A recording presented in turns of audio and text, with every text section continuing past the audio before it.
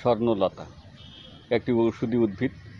আমাদের সাতক্ষীরা অঞ্চলে একটি সময় এই স্বর্ণলতা দেখাই যেত না, ইদানিং আবার কিছু কিছু অঞ্চলে স্বর্ণলতা দেখা যাচ্ছে। এটা মূলত শীতকালীন একটি লতা জাতীয় উদ্ভিদ।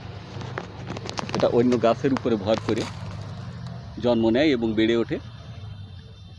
একটি সময় যে গাছের উপরে ভর করে বেড়ে ওঠে বহস্ত এবং সেই গাছকে মেরে নিজেই বেঁচে থাকার চেষ্টা করে।